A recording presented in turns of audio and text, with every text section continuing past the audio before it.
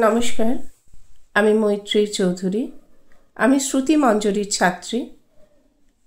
সর্বভারতীয় সঙ্গীত ও সংস্কৃতি পরিষদের অনলাইন প্রতিযোগিতায় আমার বিষয় আবৃত্তি, আমার বিভাগ ঘ। আমার নিবেদন বিশ্বকবি রবীন্দ্রনাথ ঠাকুরের খেয়া কাব্যগ্রন্থের অন্তর্গত কবিতা কৃপণ। আমি ভিক্ষা করে ফিরতেছিলেম গ্রামের পথে পথে।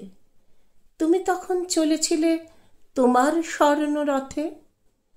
অপূর্ব এক স্বপ্ন সম লাগতেছিল চক্ষে মম। কি বিচিত্র শোভা তোমার, কি বিচিত্র সাজ। আমি মনে ভাবতেছিলেম, এ কোন মহারাজ।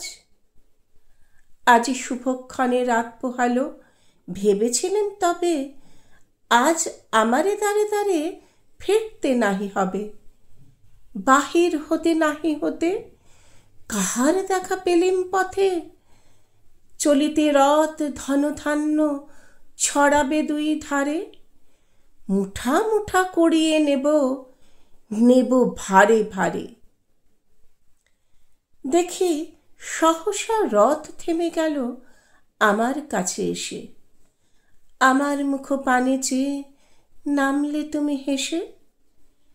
দেখে মুখের প্রসন্নতা জুড়িয়ে গেল সকল ব্যথা।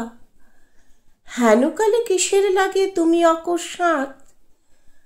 আমায় কিছু দাও গো বলে বাড়িয়ে দিলে হাত। মোরে এ কি কথা রাজাধিরাজ, আমায় দাও গো কিছু। শুনে ক্ষণকালের তরে রইন মাথা নিচু।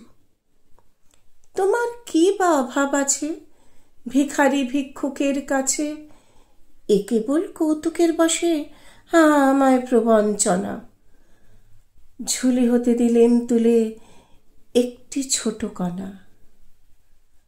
যবে পাত্রখানি ঘরে এনে উজাড় করি, এ কি ভিক্ষা মাঝে একটি ছোট সোনার কণা দেখি।